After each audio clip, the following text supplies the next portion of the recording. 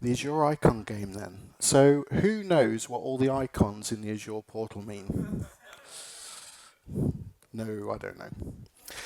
I've played the Azure icon game quite a lot. And what I've done is I've put a where clause on my Azure icon game to make it applicable to this session for you guys. So let's start with an easy one. What's this? Data Factory, yes, good. Good start.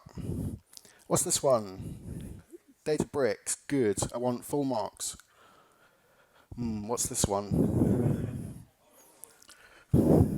Oracle or something like that? Yeah. Good. It's Big Brother. Good. Good crowd. This one? Virtual machine. Yeah. Good. Ooh, what about this one? Not logic apps. Not express routes. Active Directory, yes. It's the gentleman over there. Azure Active Directory. We've all got that, right? We all use that. This one. Not Azure Functions. A VNet, yes. Infrastructure. What about this one? The coat hanger. Any thoughts? Has anyone got lots of money? No? No one's got lots of money. Okay, good. What about this one? Blob storage, yeah. Storage account, yeah. Pretty much everything these days. What about this one? If we're using a Data Factory custom activity. Is anyone using that? Batch, yeah, the Azure Batch service. Good. Lightning bolts. Not Azure Functions. Azure Automation, yes. And this one, sir? Azure Functions, yes. You got there in the end. Good. Last couple. Logic apps, good. Something to do with security. Key vaults, good. Are we using Key Vault? Yes, good. We like security. Security is good. And the last one, caffeine, yes. David has played before, so David knows it's caffeine. Thank you for playing the icon game. You win nothing. Okay, good. Now you're all warmed up. Let's do something serious, shall we? Let's do orchestration. Present.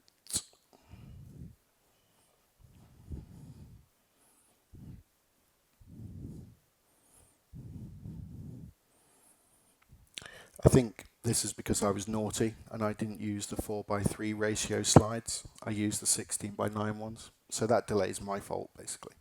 Okay, so hopefully we're all in the right room. Yes, we are all here to learn about complex orchestration with Azure Data Factory.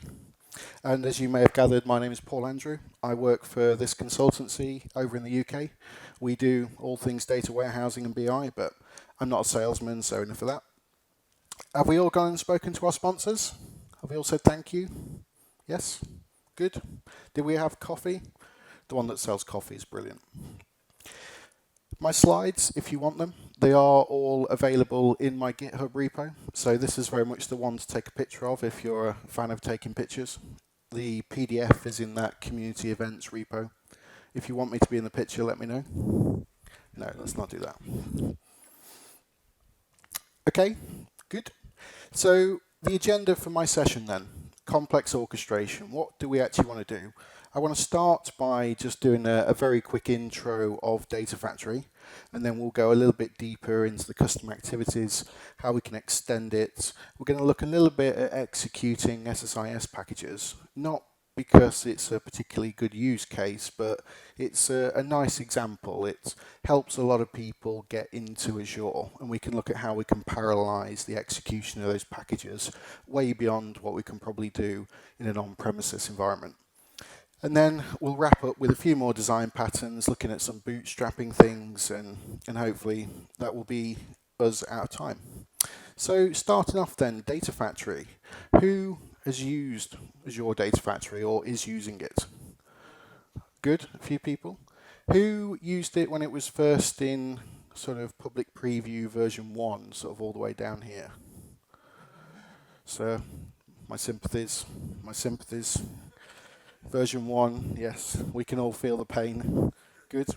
Now, Data Factory is this tool that's been around for a while, and in version 1, for those people that used it, it was quite limited.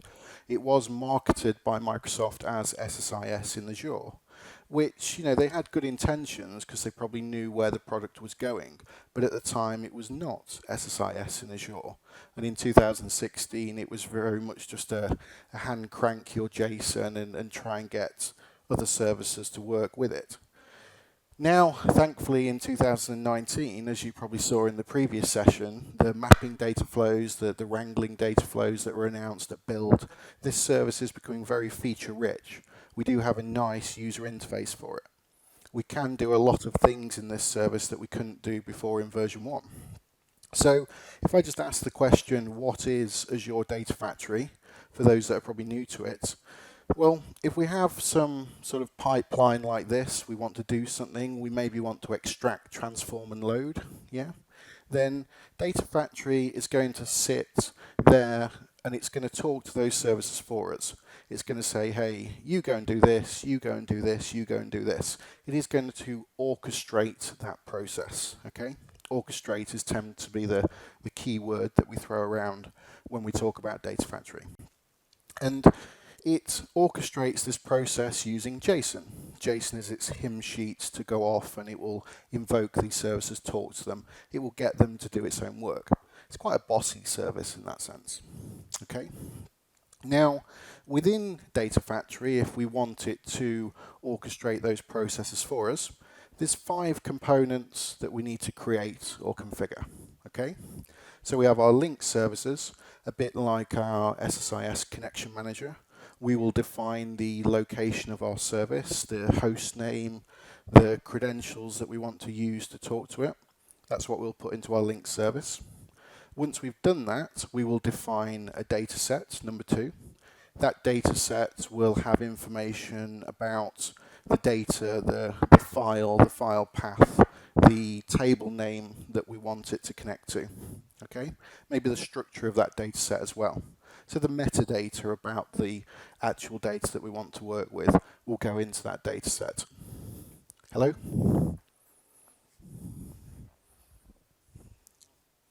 Testing, testing. Is that better? Is that better for you? Good. That was very painless, thank you. So yes, our link services and our data sets. Then number 3 is this thing called an activity. So when Data Factory is poking at these other services, the activity is the JSON, the information that is tailored to that service that we want to invoke. So maybe in the case of Azure Databricks, we will have an activity that says, go and tell this notebook to run, pass these libraries to it. So I say information about that service that we want to use. Then number 4 is our pipelines. Now we could say that all of this thing at the top is our data pipeline, and that's okay in that context, but also be aware that a pipeline is a component of Data Factory. And the pipeline will allow us to logically group these activities together.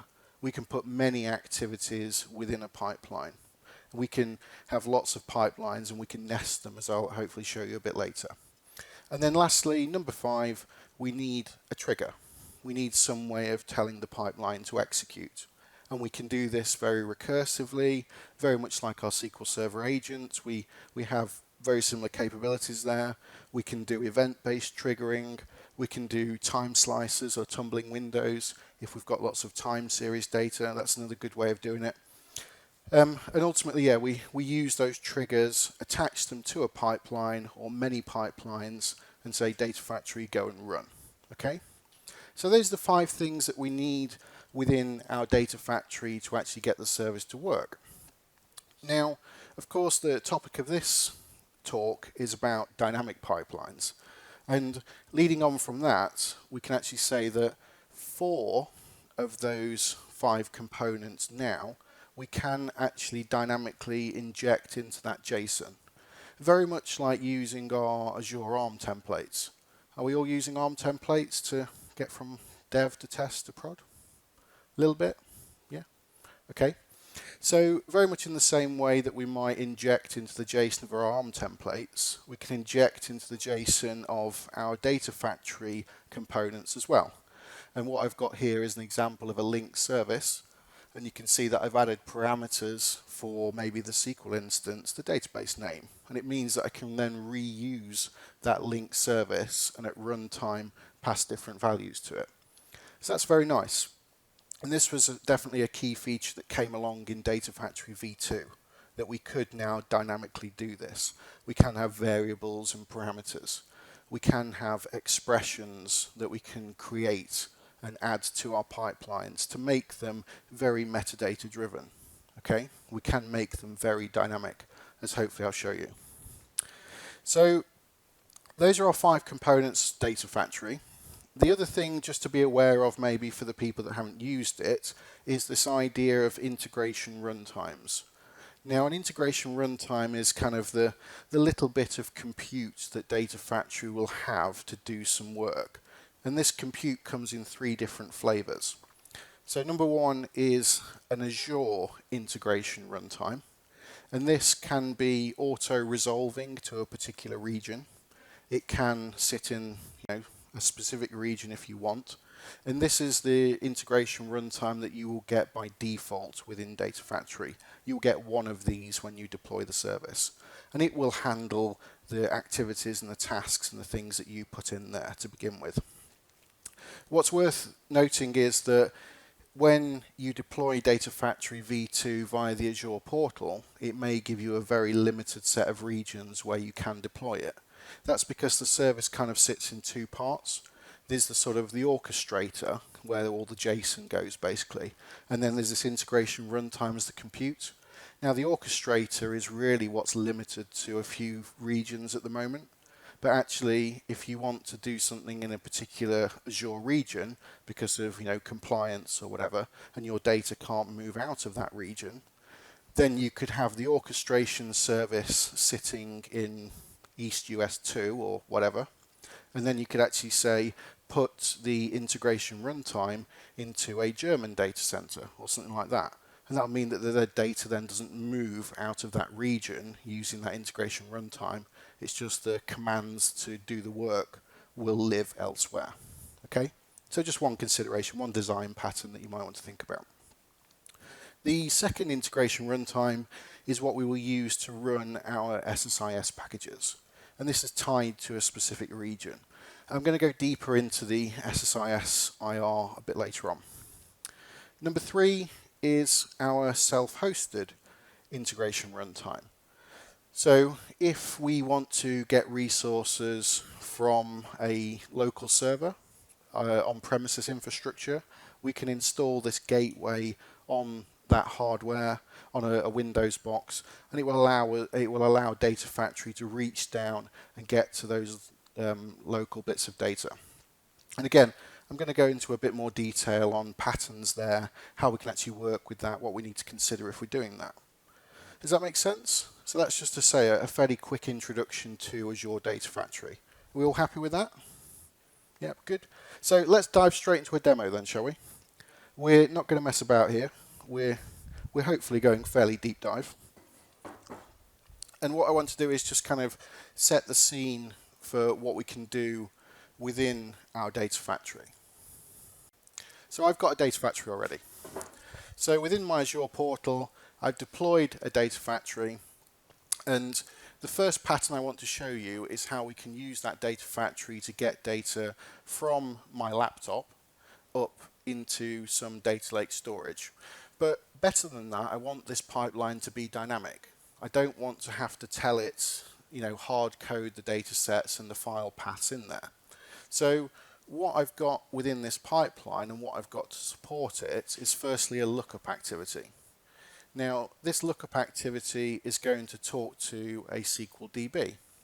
So within our old friend Management Studio, ignore that, I've got a database here, and within this database I've got a file list table. And if you want to give me the correct information, so what I've got is a table here of files. So I can say what is the source directory, what is the target directory, and what is the file name. Okay, so those all relate to locations on my laptop. And what I've got then is after it does that lookup and it returns that information from that SQL DB back to Azure Data Factory as an array, I'm passing it off to a for each loop. Now, as some of you may know, by default within Data Factory, a for each loop is not actually a sequential thing. It doesn't run recursively. It will take all of the operations it's got to execute, it will scale out and it will run them in parallel. By default, it will execute in 20 parallel threads unless you tick this box and actually tell it to do it sequentially.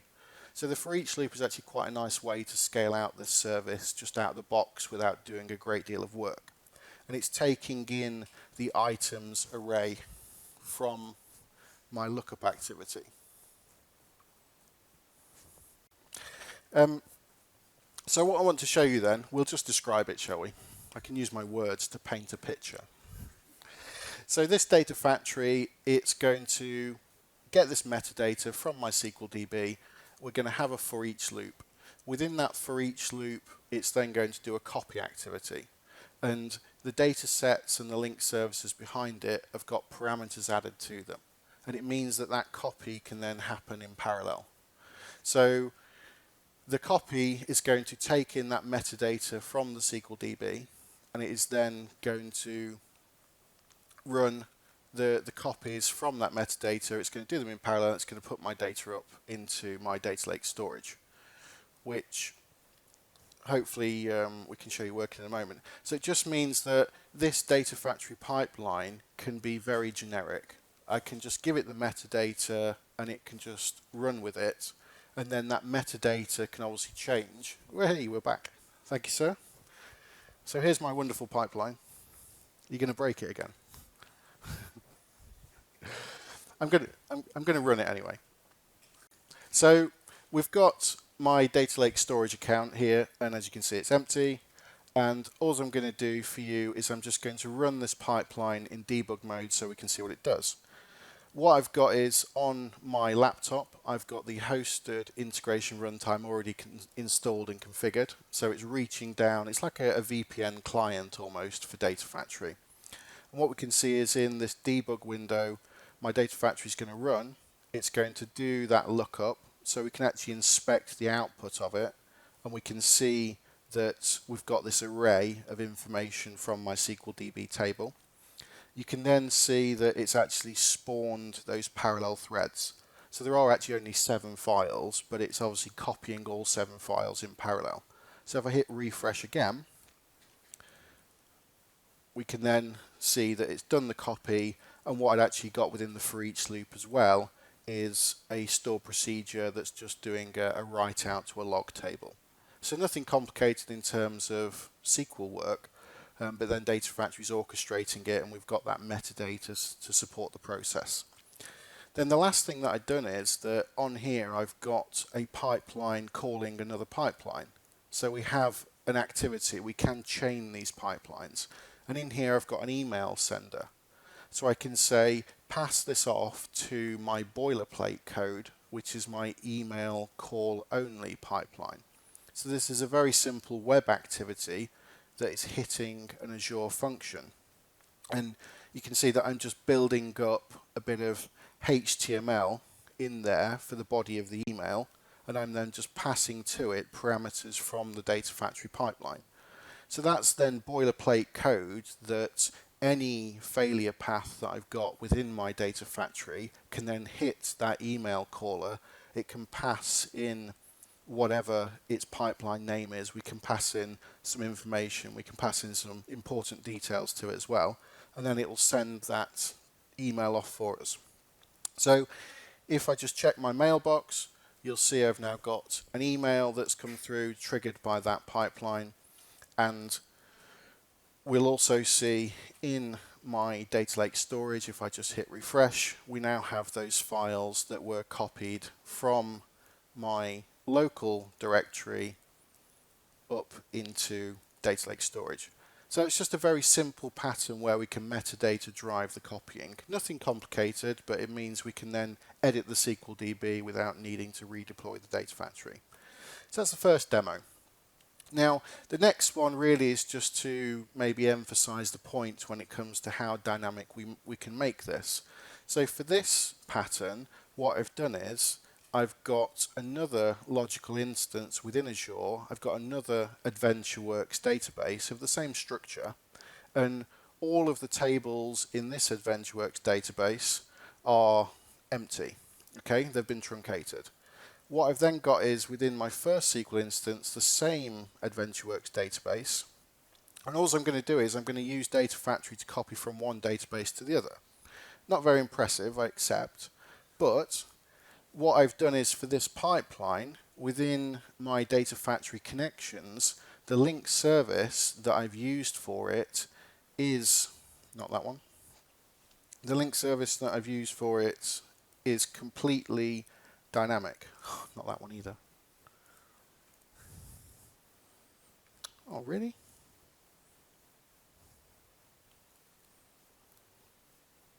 It is completely dynamic. SQL tables. So I've basically defined a single link service and a single data set to do all of the copying between those two SQL instances. Now this was really just to prove that when we actually make these Data Factory pipelines dynamic, that there's no sort of crossover, there's no overwrite of that JSON, and it is doing what we expect it to do at runtime. So I'm just going to kick this off, and what you can see is that within this pipeline I've got a whole bunch of parameters, and at runtime I'm just passing in the source SQL instance and the target SQL instance, and then the lookup is hitting my sister objects just to get a list of those AdventureWorks tables back, and we're doing the same sort of for each loop and copy as we had with the other pipeline. So copying data from one SQL DB to another, again, not very impressive. It's just the point that we can completely metadata drive it with only 4 of those components that I showed you in my slides for Data Factory. We don't need to hard code anything. All of the attributes and all of the metadata here is all completely dynamic. Okay. So nice and quick, that one. So if I just come back, do a select, we have data. All good. Okay. So that was just a quick demo just to kind of set the scene, because after we've done some basic things within Data Factory and after we've used the wizard, we then obviously want to get a little bit more metadata driven. Those demos make sense? Are we all happy with that?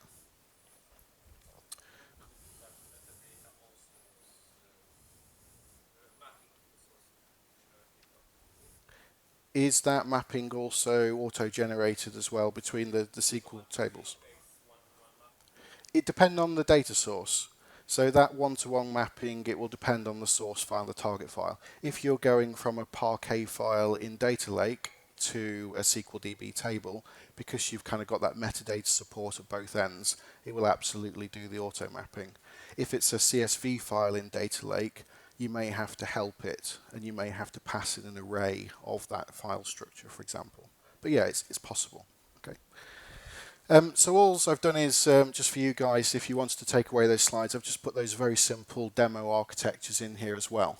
So we've got that process from my laptop and copying it up there, and we've got the activities that go into it, and that sort of inner pipeline within that for each loop.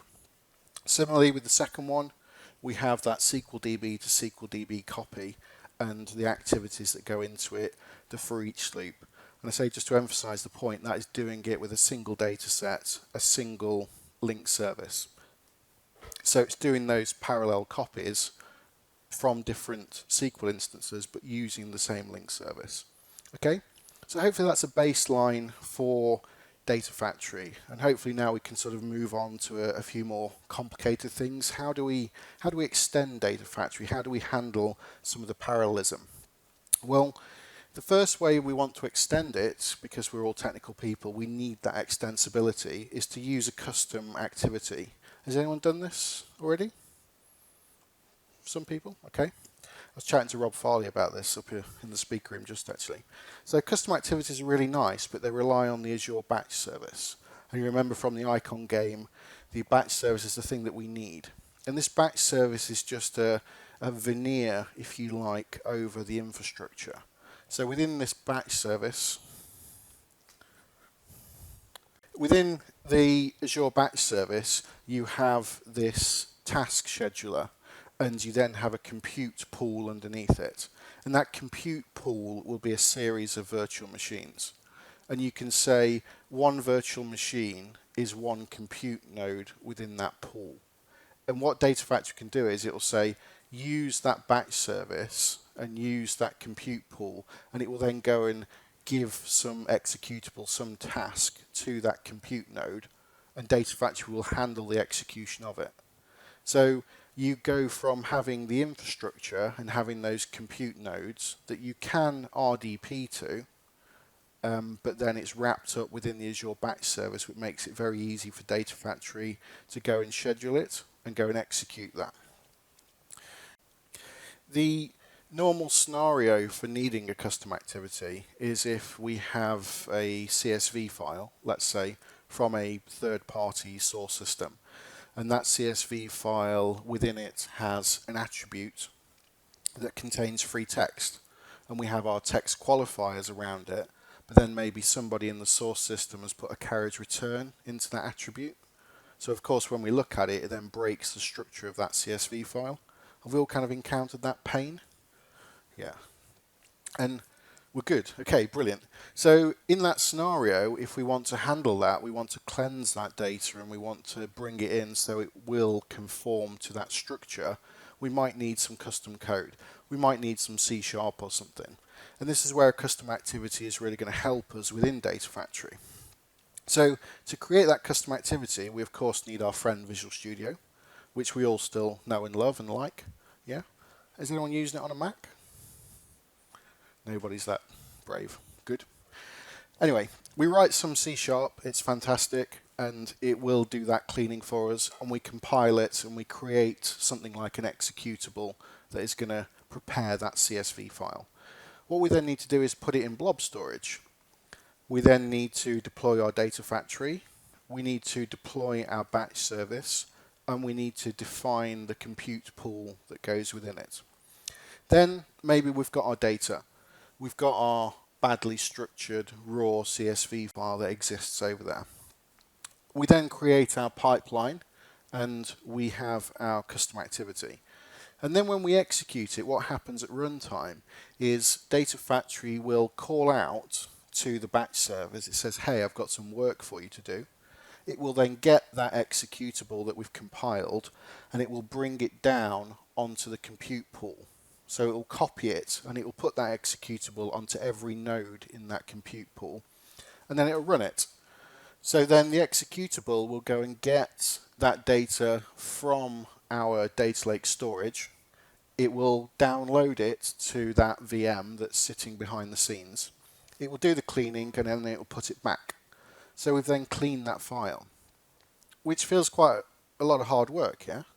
We also need to consider authentication, because the batch service can't use the same credentials that Data Factory used to connect to that data. So the batch service has to talk to Key Vault and get its own service principal maybe. So that's a consideration. And then lastly, what will happen is if we want some standard out and some standard error information from our console app, it'll put that back into the blob storage for us. Now this feels like a lot of hard work, right? Yeah. So who has used, are we all SSIS fans? Or were, or a little bit? A little bit, yeah. Have we all sort of created script tasks within SSIS? Yeah, a little bit. We've all put that C# in there. This is the same thing as SSIS and the script task.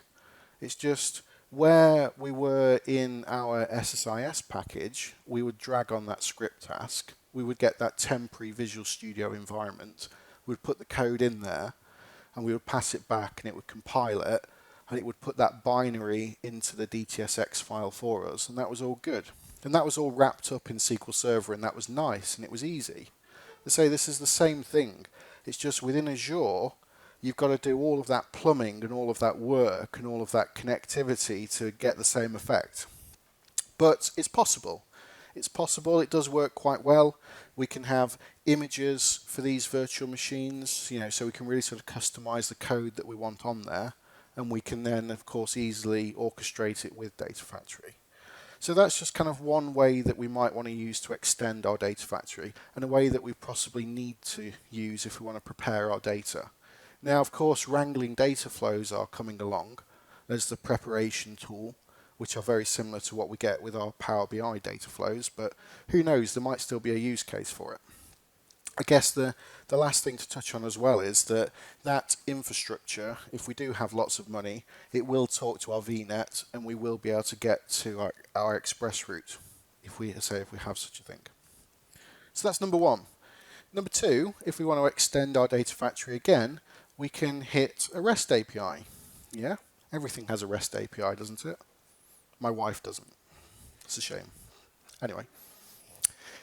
If we want to hit a REST API, and we're working in Azure maybe, we can hit our functions, we can hit our logic apps, and we can hit Azure Automation, which is all good, it's nice, we can do the usual things. I've crossed out Azure Functions because instead of using the web activity within Data Factory to do this, Azure Functions are now actually a first-class citizen, so they will have their own link service and authentication key, which is nice. Then, yes sir, question?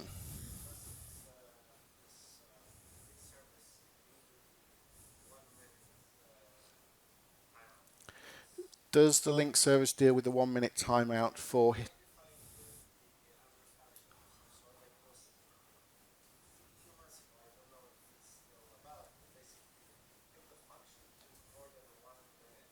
Okay, yeah, the request. Okay, so there was a bug with the link service with Azure Functions whereby if it hit the function, it would time out on the request because the function hadn't responded in time for Data Factory. The answer is I don't know, but I will find out for you because that's obviously quite a limiting feature. Given some of the projects I've worked on recently, I would say that's not a problem given some of the workloads I've thrown at it. I mean, I guess the other thing to bear in mind is that if you're using code within Azure Functions, you've got that sort of 10-minute compute timeout on what the function will allow anyway. So maybe there's an argument there for do we want 10 minutes of compute in the Azure function versus a longer amount of compute in a custom activity and that scale out capability as well. So a few design decisions. Okay. Just moving on then to our SSIS. If we want to execute packages, we do need the SSIS integration runtime. And this looks very much like our Azure Batch service. It sits there with this compute pool underneath it. Okay. So let's go a little deeper, really, for the sake of scale out. Let's think about our SSIS integration runtime, and let's consider it with our hosted integration runtime. Let's think about a design pattern where we might use one or the other. Because with the hosted IR that I had installed on my laptop for the demo, this only will allow us to have 4 nodes. It will offer some failover and some load balancing, but by comparison, our SSIS integration runtime can have 10 nodes. It can have 8 packages running per node. So we can obviously achieve a greater amount of parallelism with that IR. And furthermore, if we do have lots of money, we do have express route, that is going to make use of that bandwidth via that express route, via that VNet. So when people say to me, is SSIS dead? Is Data Factory replacing everything within it? There's obviously still this very sort of small case where actually SSIS packages might allow you to get your data up into Azure a lot quicker than you can probably achieve using the gateways. So I did actually have a customer where we did create packages purely to do the copy from A to B because we could make use of that cluster, we could make use of that bandwidth from their express routes. So sticking with that, because I say it's quite a good use case to sort of explore and go a bit deeper into, So I said that we can have 8 packages running across 10 nodes. So we can potentially have 80 parallel copies happening there, which is good, right? But that's a lot of infrastructure. That's going to be a lot of money. So we might want to stop and start that integration runtime, right? Now, before you could do this directly via the API, there was some PowerShell that we could use to do it. So if we wanted to stop and start it, we would need some PowerShell. We might need to put that PowerShell into an Azure Automation runbook. We might want to attach a webhook to it so we could actually hit it. And that was all good. And then we bring in Data Factory because we want to turn this thing on at runtime and stop it again afterwards because this infrastructure costs a lot of money. So maybe we break out a web activity and we say, okay, yeah, hit that webhook, start our integration runtime, bring up that cluster and do the work, which was okay, and we could then execute our package. Yeah? But there was a problem. The problem was that this cluster takes 20 minutes to turn on. Now, we can't just say turn it on because this is going to be an async call and we're then going to have to wait because we don't know if that notebook, that runbook is actually finished or not. So we need to do something different. We need to actually extend our pipeline maybe to include a wait. Now, do we just say wait 20 minutes and then start executing the packages? Is that fine? Are we good developers? We are good developers, aren't we? So we need to wait. We need to use maybe an until activity. We need to say wait until that integration runtime has started. So what we'll do is within that until activity, we would say yes, you go and hit maybe our Azure Automation, but then we need to authenticate again because we're going to need a bearer token maybe to hit that management API and actually figure out if that Azure runbook is actually completed or not. So this was a problem, this was pain, and then we had to extend our pipeline to go and get that bearer token firstly, and then we had to wait until the runbook had started, and then maybe after we'd done all that and after the stars were aligned, we could then actually say run our package. Okay? Now, that was fine, and we could kind of wrap that up, and then we could say actually stop the integration runtime afterwards. So we could manage the orchestration of that, and that worked. Now, as I say, this is a little bit of a null point now because the API does have the ability in it to do it directly. A chap, Andy Leonard, you're probably familiar, who's written a blog post on doing this now with the API. But it's obviously an interesting use case for how we might orchestrate wider things with Data Factory. So let's just briefly now turn our attention to running the package itself. So we have an activity to run that SSIS package, but that's only going to be one package that's ran. We need to achieve a max stop of 80 here, not one. So maybe we do what I showed you in my demo. Maybe we wrap up that with a for each activity and we will get that metadata from maybe a SQL DB. Yeah, maybe our SSIS DB. Is that okay? No? It's not okay. Reason being is that our for each activity still only has a max stop of 50. By default it's 20. We can increase it to 50. So actually we're still limiting the nodes that we're using. We're still limiting that compute. So we need to do something about it. Okay? So that's not good enough. We need more power. So we can take that away and we can then park that over there because we still need that. That's still a valid pattern. But then maybe we need some more metadata. And what I've done in the past is I've added another layer on top of that. So we'll now have another layer of activities within our data factory. And what I'll do is I have this notion of buckets. So I'll say that this is a bucket of stuff that I want to execute.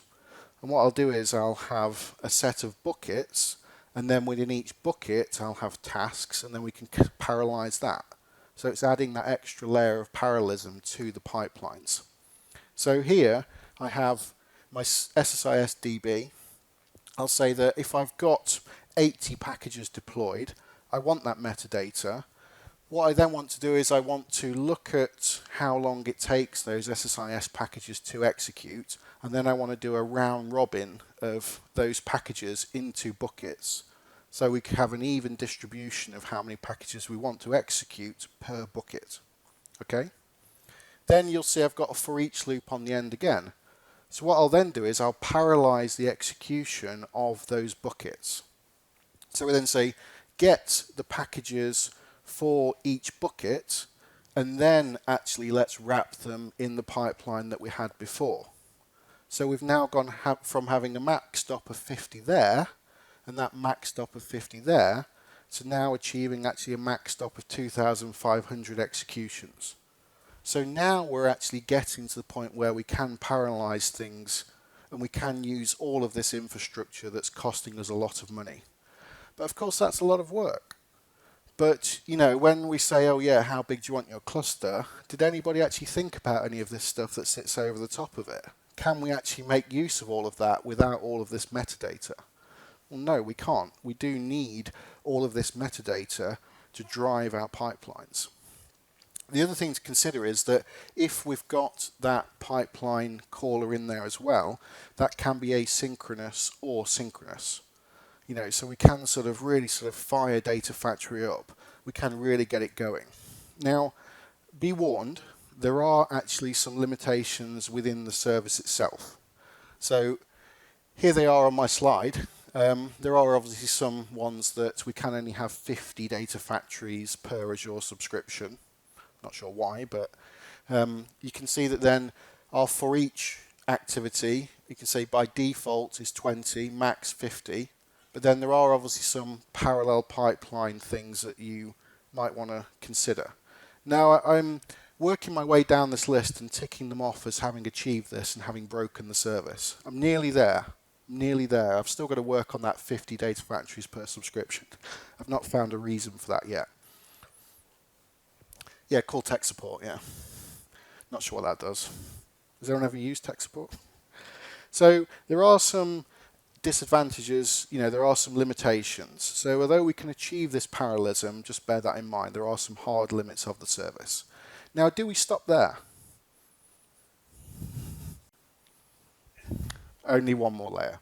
So what we then might do is think about how we're going to bootstrap it, how we're going to sort of add another layer of that for our wider process.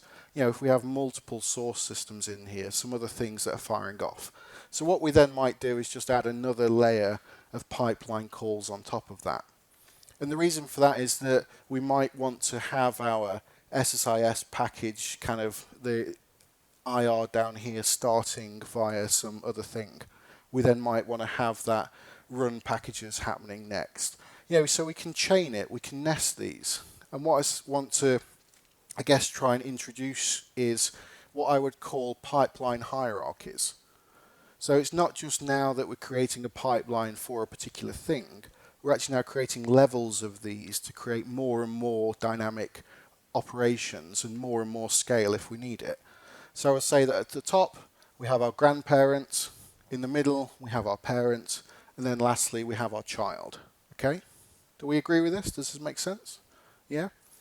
So I guess just to summarize that, we would say that we have our grandparent that is maybe doing our triggering, we have our high level control, we'll have our scheduling, our triggers maybe via logic apps or whatever. Within our parent, we then might have our platform control stuff. So if we want to bring up a cluster or bring a cluster down, we can do that. And then we'll have our notion of buckets as well. I say buckets is the best way I've found to describe this, that we will have this group of metadata that we can then parallelize at another level.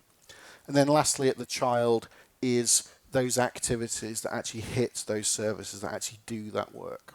Okay? So hopefully that wasn't too painful.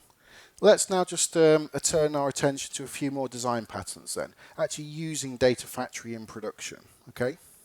Now, Data Factory, as you've probably seen, we can have activities in here for functions, we can have web activities in here for our Azure automation, and maybe for logic apps. Now the funny thing is that within those functions we can put some .NET code and call another data factory if we want. We can put some PowerShell in our runbooks and call another data factory, and logic apps will now have actions within it to do the same. And actually the funny thing is that within parts of Data Factory it is just logic apps underneath. Within the copy activity it's using HDI type clusters to do that work for us as well. So Data Factory is just this abstraction of things. Now, do we want to do more with the bootstrapping of that? Well, yeah, maybe. Because actually, if we've got maybe multiple tenants, multiple data factories, multiple subscriptions, maybe they exist in different Azure regions. You know, we have these problems. We might want a master data factory that spiders out to different Azure regions and does kind of localized stuff before reporting back. We do have that capability if we want. We can actually now bootstrap Data Factory using those things to call itself if that's what we need. Maybe we just have logic apps as the sort of wrapper. Maybe we have logic apps using an on-premises gateway to detect when files are created on our local file server. And then maybe logic apps calls Data Factory. You know, we've got the capability to do these things. Okay? Now, why would we do this? Why use Data Factory? Apart from it's brilliant. Maybe we have some analytics solution. Are we sort of BI people? Yeah? Well, let's pretend we've got that analytics solution. It's all good. It's doing some ETL. That's fine. What we then might want to consider decoupling is that data ingestion. Are we going to use Data Factory to do that data ingestion as well? Are we going to use those hosted integration runtimes? Yeah, maybe. We might have on premises some SQL Server agent that is obviously doing some preparation work or something beforehand, possibly. Who knows? But I have had scenarios where customers have actually replaced their SQL agent with Data Factory pipelines. They will reach down to these local systems via those integration runtimes and get them to do the work.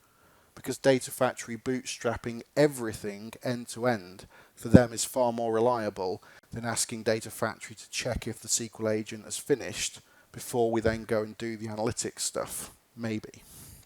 Just some food for thought, things that I've experienced. Just sticking with that hosted integration runtime, I said that we can have multiple nodes and we can have failover capabilities, and that's all good. But what if we are using ExpressRoute? Do we still want to use this integration runtime? Do we want to use SSIS packages? Who knows? All I'd say is that if we do have ExpressRoute and we do want to use this, we just need to consider moving our boundary. And what seems probably a little strange is that if we have ExpressRoute, we will want to install that integration runtime on a VM in Azure. That VM will then of course have access to a VNet, access to ExpressRoute, we can get that data. Yeah? So just obviously a pattern that might not seem obvious, but it's something to consider. Okay. Lastly, frameworks. Do we like a framework? Yes, we do like a framework. You know you do. Now, one thing, of course, that becomes more and more apparent as these services mature is that best practices start to form. Yeah? Would we agree? I don't know if there's any best practices yet for Data Factory. I'm not going to preach any to you. This is just kind of from experience. But what we probably don't want to do is on the left have our pipeline and have a one-to-one between our Databricks notebooks. We don't want to have 50 activities in a pipeline, each calling one notebook within Databricks. Let's not do that. We could, but it's better if we wrapped it up with something else. So what we tend to do now for our customers is we will have this idea of sort of parent and grandparent pipelines, and that parent will parallelize the executions of those notebooks. We will then, of course, use our control database. We will get that metadata to drive that. And actually we might have a layer of functions. We might actually have a bit of abstraction between our metadata and our data factory and Databricks. It means that having those functions there, we can actually get Data Factory to hit the function that hits the database. At the same time, we can have the Databricks notebooks hitting those functions, returning that metadata as well. Just gives us a bit of options, a bit of flexibility. The other thing that we'll probably do is that we might infer the schemas of our data. Now we can do this really nicely in Databricks with a bit of Python, and we can actually then put those file definitions maybe in some blob storage and then maybe use them at execution time. Yeah? And I guess lastly is, how do we actually trigger the thing? Well, this framework, this operation, we're going to poll it. We're just going to say have a process queue that sits in our control database, and every time something new appears in that process queue, just go and execute it. Go and get whichever notebook it relates to and just go and run that operation. Yeah? And then we might have, say, a grandparent that sits over that, writing to that process queue. And there's obviously some questions here about, do we decouple the data ingestion from the data transformation? This very much is for the data transformation. We might need another framework to metadata drive the data ingestion as well. That obviously comes down to what copy activity we're then using. So I say there's still some food for thought, there's still some questions that are out there, but obviously these patterns are now emerging where we can do things with that metadata, with a framework, rather than very much a one-to-one ETL type window. Okay? Last few things. Transformation in Azure. Lots of options. We can use Databricks, but we might need to go and learn Python or Scala for that.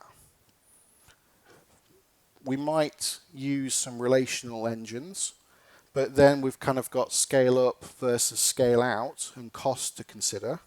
We might use HD Insight, a bit expensive. Obviously it's a bit more cost competitive now that Databricks is there, but some considerations. Data Lake Analytics, I've just put future uncertain for that one.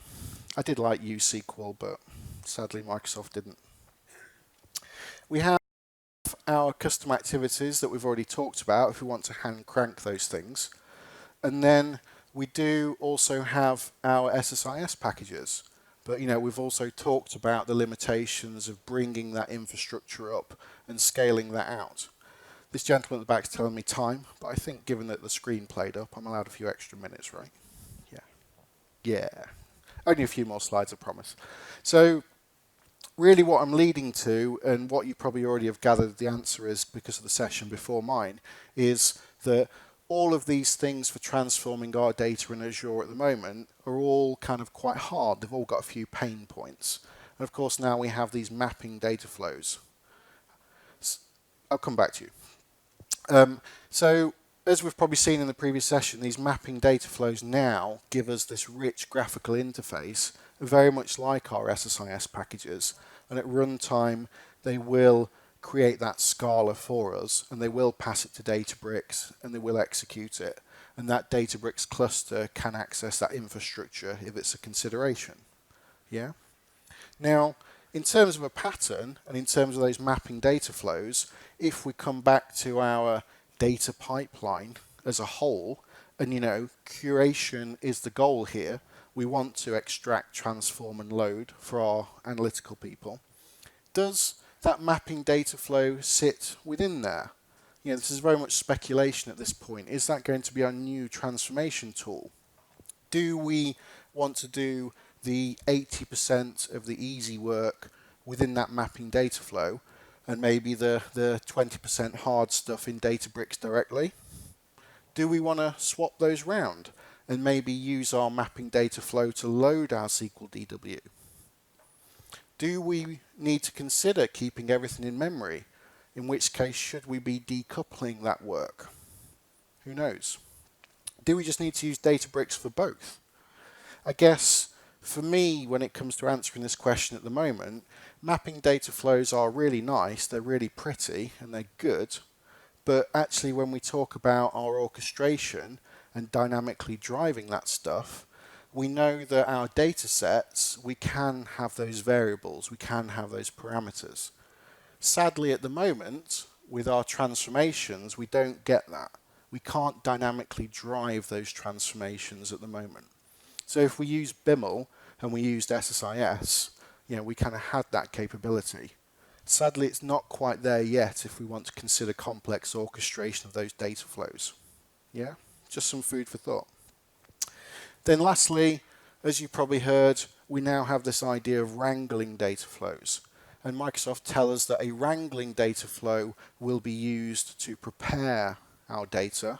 Our mapping data flow will be used to transform it. Again, I'm not here to tell you what to do, but these are considerations now. If we don't like writing code, we do have graphical versions of both of these things. Okay? So say that's just some sort of future looking. Where are we going with this? We have done some complex orchestration of our control flow. Do we now want to look at doing some complex orchestration of those data flow components as well? Who knows? So that is it from me, folks. Thank you very much for listening. As I've said, my slides are available in my GitHub repo. There's a PDF of them up there if you want to go and grab them. Thank you very much.